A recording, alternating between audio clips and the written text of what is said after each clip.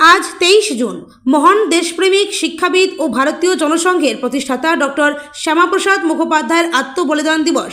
মঙ্গলবার দুপুর 12টা নাগাদ হেমতাবাদ 2 নম্বর মণ্ডল কার্যালয়ে শ্রদ্ধার সঙ্গে দিনটি পালন করা হয়।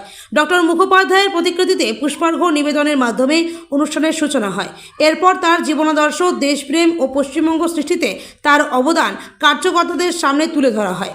অনুষ্ঠানের মাঝেই হেমতাবাদবাসীর দীর্ঘদিনের দাবি পূরণের খবর ঘোষণা করা হয়। গত 22 জুন বিজেপির বাজেট সভায় হেমতাবাদে দমকল কেন্দ্র স্থাপনের প্রস্তাব গৃহীত হয়েছে। মণ্ডল কার্যালয়ের পক্ষ থেকে মুখ্যমন্ত্রী শুভেন্দু অধিকারী, দমকল মন্ত্রী কৌশিক চৌধুরী, সাংসদ কার্তিক চন্দ্র পাল ও হেমতাবাদের বিধায়ক হরিপদ বর্মনকে ধন্যবাদ জ্ঞাপন করা হয়।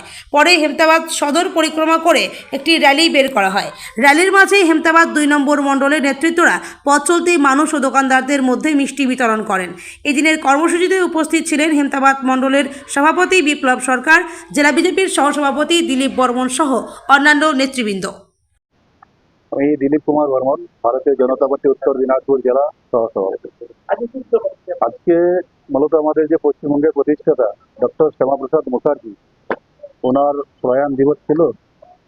সমস্ত রাজ্যের সাথে সাথে আমাদের জেলা ভিত্তিক এবং মণ্ডল ভিত্তিক যে কর্মসূচি, ওনার প্রয়াণ দিবস আমরাও হেমতাবাদ বিধানসভা 2 নং মণ্ডলে পালন করলাম।